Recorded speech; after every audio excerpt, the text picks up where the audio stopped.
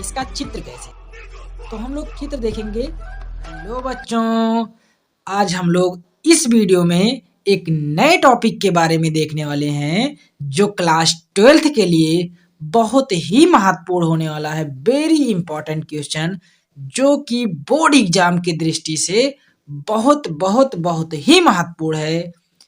संपर्क विधि द्वारा सल्फ्यूरिक अम्ल का निर्माण। तो हम लोग इस वीडियो में संपर्क विधि द्वारा सल्फ्यूरिक अम्ल का निर्माण कैसे होता है हम लोग देखेंगे। सल्फ्यूरिक अम्ल को आयल ऑफ विट्रियाल भी कहते हैं। तो हम लोग एक नया नाम जाने कि सल्फ्यूरिक अम्ल यानी कि तेजाब को हम लोग आयल ऑफ विट्रियाल भी कहते हैं। और हम लोग आगे पढ़ते हैं। यह विधि H2SO4 के निर्माण का औद्योगिक विधि है, यानी कि ये औद्योगिक विधि है जिससे H2SO4 प्राप्त किया जाता है। इस विधि में सूक्ष्म H2SO4 का प्रयोग कर अधिक H2SO4 प्राप्त किया जाता है। यानी कि इस विधि में कुछ H2SO4 को यूज करके हम लोग अधिक H2SO4 प्राप्त करते हैं, जिसका चरण निम्नलिखित है। यानी कि जिसका चरण जो है निम्नलिखित है। आइए हम लोग देखते हैं। उससे पहले हम लोग देख लेते हैं इसका चित्र कैसे है। तो हम लोग चित्र देखेंगे कि इसका चित्र किस प्रकार से है और चित्र को समझते हैं। उसके साथ ही साथ हम लोग इसके चरण के बारे में भी समझेंगे। तो सबसे पहले हमारे पास एक यहाँ पर दिख रहा है, इसको हम लोग कहते हैं सल्फर बर्नर। सल्फर बर्नर में हम लोग सल्फर को जलाते हैं। सल्फर को जलाने से SO2 प्राप्त होता है और उस SO2 को हम लोग धूल कक्ष में लाते हैं। ये जो हमको दिख रहा है इसको हम लोग बोलते हैं धूल कक्ष। धूल कक्ष में SO2 यहाँ से आता है। SO2 यहाँ से आता है। SO2 में जो भी धूल के कण होते हैं ऊपर से भाप डाला जाता है, यानी कि जल के वाष्प यानी कि भाप को डाला जाता है, जिससे जो भी धूल के कण होते हैं नीचे भीग करके बैठ जाते हैं और जो SO2 गैस होता है इस तरफ से निकलकर इस शीतलक पाइप में आ जाता है। शीतलक पाइप में जो भी यहाँ का SO2 था ये बहुत ही हीट होता है, उसको लगभग 100 डिग्री सेल्सियस तक कर दिया जाता है। उसके बाद में SO2 गैस को धावन स्तंभ यानी कि धावन कक्ष में लेकर जाया जाता है। धावन कक्ष में कॉर्टज पत्थर लगे होते, कॉर्टज के पत्थर लगे होते हैं और ऊपर से जल के फुहारे डाले जाते हैं। जल के फुहारे डालने से जो भी जो धूल होते हैं या और छोटे कण होते हैं वो फुहारे में भीग जाते हैं और भीग कर नीचे तली में बैठ जाते हैं, जिसको हम लोग धावन कक्ष के नाम से जानते हैं। धावन कक्ष के में जो H2SO4 होता है ऊपर इस पाइप द्वारा शुष्कन कक्ष में आ जाता है और शुष्कन कक्ष मतलब यहाँ पर उस जो SO2 होगा भीगा होगा, नम होगा, उसको शुष्क किया जाएगा। इसमें ऊपर से सांद्र H2SO4 को डाला जाता है और यहाँ भी कॉर्टज के पत्थर लगे होते हैं। कॉर्टज के पत्थर जो लगे होते हैं उसके बीच से H2SO4 गिरता रहता है और SO2 गैस इधर से नीचे से ऊपर की तरफ जाता रहता है, जिससे सभी SO2 शुष्क हो जाते हैं। तो हम लोग इसको एक साथ पढ़ते चलते हैं। सबसे पहले हम लोग क्या देखेंगे, बर्नर कक्षक। तो यहाँ पर लिखा हुआ है इस कक्ष में गंधक को जलाकर SO2 बनाया जाता है, यानी कि इस कक्षक में हम लोग गंधक मतलब सल्फर को जलाकर SO2 बना लेते हैं। जैसा कि हम बता भी दिए थे कि इस कक्ष में सल्फर को जलाया जाता है और SO2 का निर्माण किया जाता है। और यहाँ पर दूसरा कक्ष है धूल कक्ष। हम लोग धूल कक्ष को भी देख लेंगे। इस कक्ष में बनी हुई SO2 गुजारा जाता है, यानी कि जो SO2 बनता है उसको हम लोग धूल कक्ष में लाते हैं। यहाँ पर SO2 पर जल वाष्प का फुहारा छोड़ा जाता है, जिससे भाप द्वारा धूल के कण नीचे बैठ जाते हैं, यानी कि जो भाप होता है उसमें भीग कर जो धूल के कण होते हैं नीचे बैठ जाते हैं। इसके बाद में हम लोग का शीतलकन पाइप था, यानी कि शीतलक पाइप था जो टेढ़ी मेढ़ी होता है ताकि गैस आराम से नीचे की तरफ आए। तो हम लोग शीतलकन के बारे में पढ़ लेंगे। गैस का मिश्रण शीतलक पाइप से गुजारा जाता है, जिस कारण तापमान घटकर 100 डिग्री सेल्सियस हो जाता है, यानी कि शीतलकन पाइप में ताप घटकर 100 डिग्री सेल्सियस हो जाता है। फिर उसके बाद में हम लोग का धावन कक्ष आता है, ये है धावन कक्ष। तो धावन कक्ष के बारे में भी अभी भी बताए हैं कि धावन कक्ष में क्या होता है।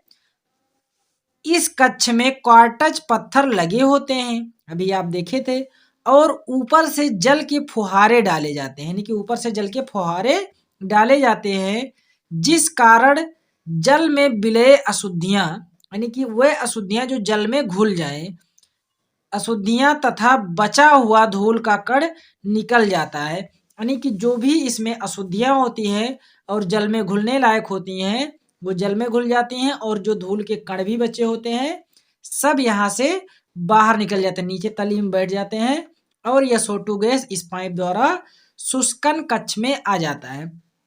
शुष्कन कक्ष में SO2 को शुष्क किया जाता है। हम लोग देख लेते हैं शुष्कन कक्ष को। इस कक्ष में भी क्वार्टज भरा होता है, यानी कि जो पत्थर होता है इसमें भी भरा होता है, और ऊपर से सांद्र H2SO4 का बौछार कराया जाता है, जिससे गैस शुष्क हो जाता है, यानी कि इसमें क्या होता है, ऊपर से H2SO4 सांद्र होता है, ये सांद्र H2SO4 का बौछार कराया जाता है, जिससे SO2 क्या हो जाता है, शुष्क हो जाता है। इसके बाद में SO2 यहाँ से इस पाइप से आर्सेनिक शोधक कक्ष में आ जाता है। आर्सेनिक शोधक कक्ष में आर्सेनिक के ऑक्साइड जो भी होते हैं सब सोख लिए जाते हैं फेरिक हाइड्रोक्साइड के साथ। ये जो आपको दिख रहा है ये फेरिक हाइड्रोक्साइड है। फेरिक हाइड्रोक्साइड के साथ आर्सेनिक सोख लिया जाता है, और जो यहाँ पर ये चित्र बना हुआ है ये गलती से बन गया है तो इसको नहीं बनाना है। और इसके बाद में यहाँ पर एक आपको बॉक्स दिख रहा होगा, इस बॉक्स को हम लोग परीक्षण बॉक्स कहते हैं। परीक्षण बॉक्स में क्या होता है कि जो भी गैस यहाँ से निकलती हैं उसका हम लोग क्या करते हैं, परीक्षण करते हैं कि यदि अगर अभी भी कोई अशुद्धि बची हुई है तो इसमें हम लोग खूब तेजी से प्रकाश, यानी कि तेज प्रकाश की पुंज डाला जाता है, जिससे जो भी धूल के कण बचे होते हैं यहाँ पर चमकने लगते हैं, और उससे हम लोग भी दूर कर देते हैं, और उसके बाद में हम लोग संपर्क कक्ष में भेज देते हैं। तो हम लोग आर्सेनिक शोधक कक्ष को देख लेते हैं। इस कक्ष में आर्सेनिक के ऑक्साइड को फेरिक हाइड्रोक्साइड द्वारा सोख लिया जाता है, यानी कि आर्सेनिक यानी कि ये एक जहरीला पदार्थ है, यदि इसमें आर्सेनिक ऑक्साइड है तो उसको फेरिक हाइड्रोक्साइड के साथ यानी कि द्वारा सोख लिया जाता है। उसके बाद में हम लोग परीक्षण कक्ष में ले जाते हैं। जो भी छोटा सा बॉक्स आप लोग देखे थे ये था, इसको हम लोग कहते हैं परीक्षण बॉक्स या फिर परीक्षण कक्ष। तो परीक्षण कक्ष में ले आते हैं। इस कक्ष में शुद्ध किया हुआ गैसीय मिश्रण को संपर्क कक्ष में भेजने से पहले, यानी कि संपर्क कक्ष में, यानी कि जो लोहे का कक्ष बना हुआ ये वाला, इसमें भेजने से पहले इसमें तेज प्रकाश की किरण पुंज भेजा जाता है, यानी कि तेज प्रकाश की किरणें भेजे जाते हैं। यदि धूल का कण होता है तो चमकने लगता है, और यदि कोई धूल का कण होता है तो इसमें चमकने लगता है तो हम लोग उसे भी दूर कर देते हैं। फिर उसके बाद में हम लोग इस संपर्क कक्ष में भेज देते हैं। इस संपर्क कक्ष में लोहे की पाइप लगी होती हैं। लोहे की पाइप में उत्प्रेरक लगा होता है, और ये जो SO2 होता है ये उत्प्रेरक की उपस्थिति में O2 यानी कि वायु से क्रिया करके H2SO2O7 बना लेता है, H2SO2O7 बना लेता है। फिर उसके बाद में इसको हम लोग पुनः H2SO4 से क्रिया करवा देते हैं, जिससे हमको H2SO4 प्राप्त हो जाता है। तो हम लोग इसको भी देखते हैं। हम लोग सबसे पहले देखते हैं संपर्क कक्ष को। यह लोहे का बना एक बड़ा कक्ष होता है, यानी कि यह लोहे का बना एक बड़ा कक्ष होता है, जिसमें लोहे के कई पाइप लगे होते हैं, जिसमें लोहे के कई पाइप लगे होते हैं। इस पाइप में उत्प्रेरक वेनेडियम पेंटा ऑक्साइड यानी कि ये उत्प्रेरक B2O5 या प्लेटिनम एस्बेस्टॉक भरा रहता है, यानी कि या तो प्लेटिनम भरा रहेगा या तो फिर वेनेडियम पेंटा ऑक्साइड भरा रहेगा। इसका तापमान लगभग 450 डिग्री सेल्सियस रखा जाता है, जिससे सल्फर डाइऑक्साइड वायु से क्रिया करके सल्फर ट्राइऑक्साइड बनाता है। यानी कि ये जो SO2 वहां से आता है, वायु से क्रिया करके यहाँ पर उत्प्रेरक PT और वेनेडियम पेंटा ऑक्साइड लगाया जाता है, और जो इसका तापमान होता है 450 डिग्री सेल्सियस होता है। जब हम लोग इसकी वायु से क्रिया कराते हैं तो SO3 प्राप्त होता है, और उसके साथ साथ 45,000 कैलोरी ऊर्जा भी प्राप्त होती है। और उसके बाद में जो यहाँ पर बनता है हमारा SO3, इसको हम लोग पुनः अवशोषण कक्ष में भेज देते हैं। अवशोषण कक्ष में यह जाकर H2SO4 से क्रिया करके, यानी कि जो SO3 है ये H2SO4 से क्रिया करके H2H2O7 बनाता है, और जल से पुनः यह क्रिया करके H2SO4 बना लेता है। ये बनता है H2SO4 से क्रिया करके, किससे करके?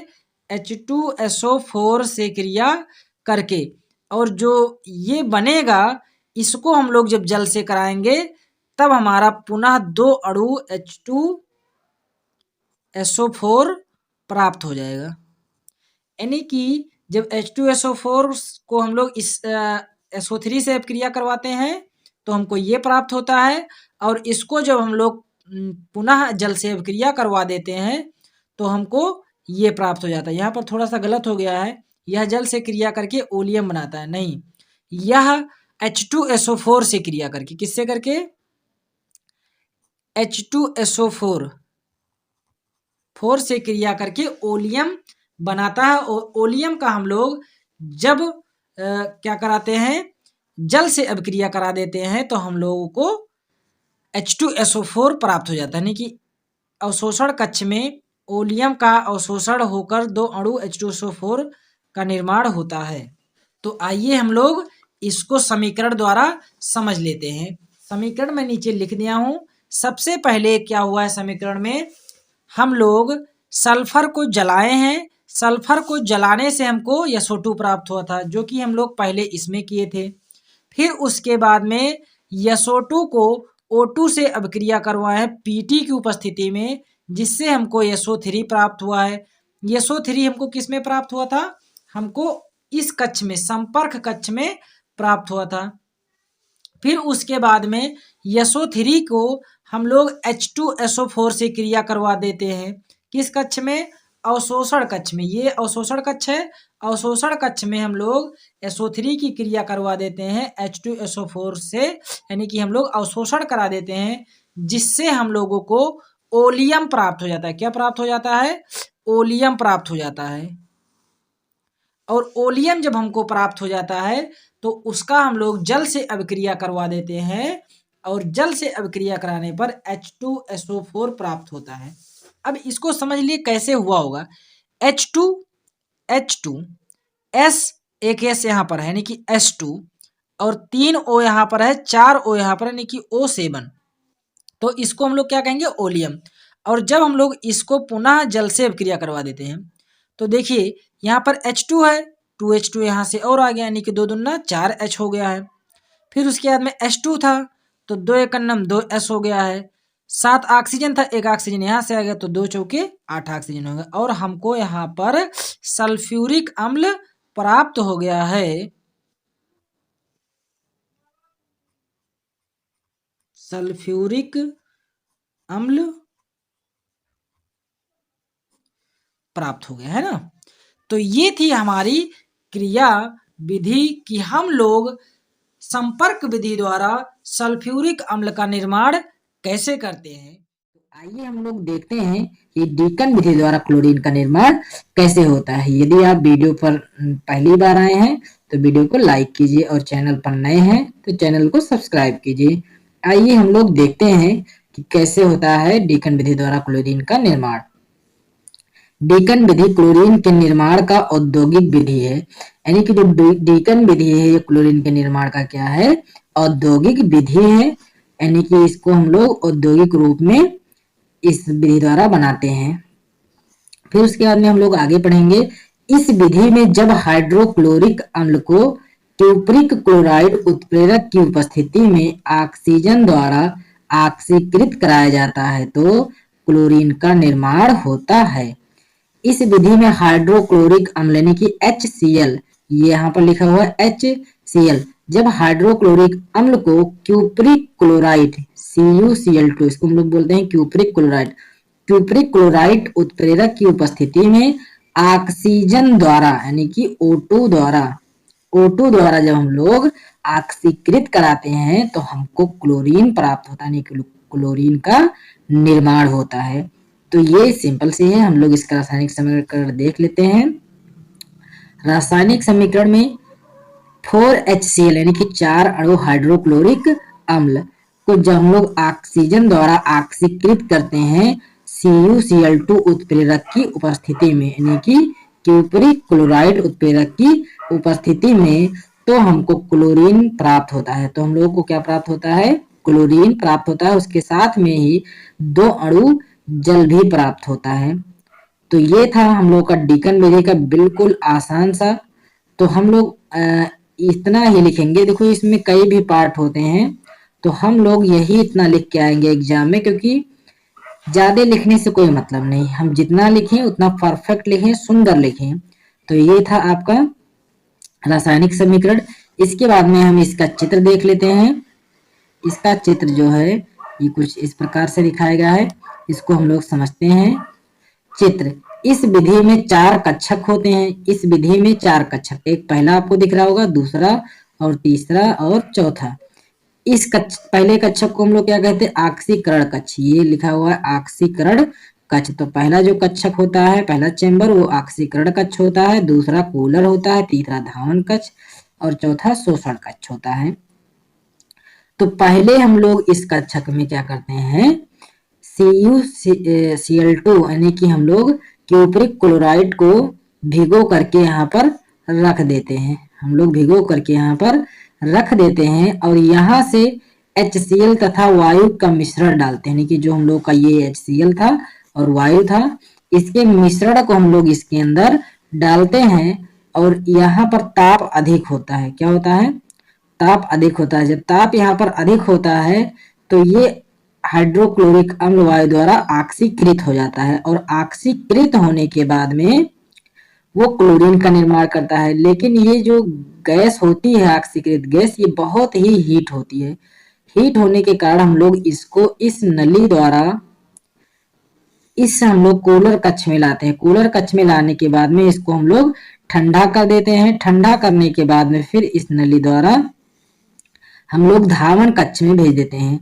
धावन कक्ष में जब हम लोग लेकर जाते हैं तो ये जो हीट गैस थी ये अब ठंडी हो चुकी होती है और जब ठंडी हो जाती है तो हम लोग ऊपर से जल की बारिश कराते हैं, यानी कि जल के फुहारों की बारिश कराते हैं, जिससे ये धावन कक्ष की यहाँ पर उसकी धुलाई हो जाती है, यानी कि यहाँ पर हमको क्लोरीन गैस अलग रूप में प्राप्त होता है और जल अलग प्राप्त हो जाता है। यहाँ से हमको क्लोरीन गैस बाहर निकलती हुई मिलेगी और नीचे हमारा क्या हो जाएगा, जल बैठ जाएगी। जैसे यहाँ पर दिखाए थे H2O जल और उसके बाद में क्लोरीन गैस मिलता है। तो यहाँ नीचे जल बैठ जाएगा और उसके बाद में यहाँ से क्लोरीन गैस इस पाइप में चलाएगा और इस पाइप में आने के बाद में हम लोग इसका करा देंगे सांद्रण, और सांद्रण कराने के बाद में हमको क्लोरीन गैस प्राप्त हो जाएगा। तो ये थी हमारी डीकन विधि का प्रोसेस, जिसे एक बार फिर बता दें। इसमें टोटल कितने चेंबर थे, कितने कक्षक थे? 4 कक्षक थे। पहले का नाम ऑक्सीकरण, इसमें ऑक्सीकरण होता है। दूसरे में कूलर, कूलर में क्या होता है? गैस को ठंडा किया जाता है। धावन कक्ष में गैस का शुद्धिकरण किया जाता है, यानी कि Cl2 गैस को बाहर और जल को अलग किया जाता है ना। इसके बाद में इस वाले में सांद्रण किया जाता है। तो यहाँ ऊपर से देख रहे होंगे तो जल दिखाई दे रहा होगा, जिससे जल के फुहारे गिरते रहते हैं, जल के फुहारे, और इसके द्वारा जल नीचे बैठ जाता है और क्लोरीन गैस यहाँ से इस नली द्वारा बाहर निकल जाती है। तो हम लोग अब इसका देखेंगे रासायनिक गुण, यानी कि इसका रासायनिक गुण जो बहुत ही मोस्ट इंपॉर्टेंट होगा, यानी कि हम लोग इसको लिखने के बाद में इसका रासायनिक गुण लिखेंगे ताकि हम लोगों को एग्जामिनर नंबर अच्छा दे दे। तो ये था हमारा विधि। तो हम लोग देखते हैं रासायनिक गुण। गुण में हम लोग सबसे पहले देखेंगे कि अमोनिया के साथ अभिक्रिया, यानी कि ये अमोनिया के साथ क्या अभिक्रिया करता है तो क्या होता है, यानी कि यह अमोनिया के साथ अभिक्रिया करता है तो क्या होता है। तो सबसे पहले हम लोग पहला स्टेटमेंट पढ़ेंगे। जब अधिक मात्रा में क्लोरीन की अभिक्रिया अमोनिया से कराया जाता है तो विस्फोटक का निर्माण होता है, यानी कि क्लोरीन जब अधिक हो और अमोनिया कम हो और इन दोनों का जब अभिक्रिया कराया जाएगा तो एक विस्फोटक का निर्माण होगा। जैसा कि यहाँ देख रहे हो, ये है NH3, यानी कि इसको हम लोग अमोनिया कहते हैं, ये है क्लोरीन। जब इन दोनों का अभिक्रिया कराएगा, यहाँ पर देखें तो क्लोरीन की मात्रा क्या है? अधिक है और इसकी मात्रा कम है। जब अधिक मात्रा में क्लोरीन और कम मात्रा में अमोनिया का अभिक्रिया कराया जाता है तो विस्फोटक का निर्माण होता है। इसे यहाँ लिख भी दिया हूँ। जब अधिक मात्रा में क्लोरीन की अभिक्रिया अमोनिया से कराया जाता है तो विस्फोटक का निर्माण होता है, यानी कि ये एक विस्फोटक का रूप रख लेती है और ये हमारा क्या कहलाता है कि विस्फोटक का निर्माण हो गया है। उसके साथ में HCl हाइड्रोक्लोरिक अम्ल भी बनता है। और फिर उसके बाद में हम लोग दूसरा स्टेटमेंट पढ़ते हैं। दूसरे स्टेटमेंट में लिखा हुआ है, जब कम मात्रा में क्लोरीन की अभिक्रिया, यानी कि क्लोरीन की क्रिया अमोनिया से कराया जाता है तो अमोनियम क्लोराइड का निर्माण होता है, यानी कि जब मात्रा हम लोग इसकी कम ले लेंगे और अमोनिया की मात्रा क्या ले लेंगे? अधिक ले लेंगे तो हमको अमोनियम क्लोराइड प्राप्त होगा। क्या प्राप्त होगा? Ammonium chloride. उसके साथ साथ ही नाइट्रोजन गैस प्राप्त होता है। तो यहाँ पर हमने 8 अणु ले लिए हैं अमोनिया के और 3 अणु ले लिए हैं क्लोरीन के, और इन दोनों से हमको क्या प्राप्त हुआ? 6NH4 प्लस में Cl और प्लस में N2 गैस। इसको हम लोग कहते हैं अमोनियम क्लोराइड। क्या कहते हैं? Ammonium chloride. और ये तो हमको नाइट्रोजन गैस प्राप्त हुआ है। तो ये कब प्राप्त हुआ? जब हम लोग इसकी मात्रा अधिक करेंगे, क्लोरीन की मात्रा कम कर देंगे। देखिए हम लिखे हैं कि कम मात्रा में क्लोरीन की क्रिया, यानी कि इसकी मात्रा क्या होगी?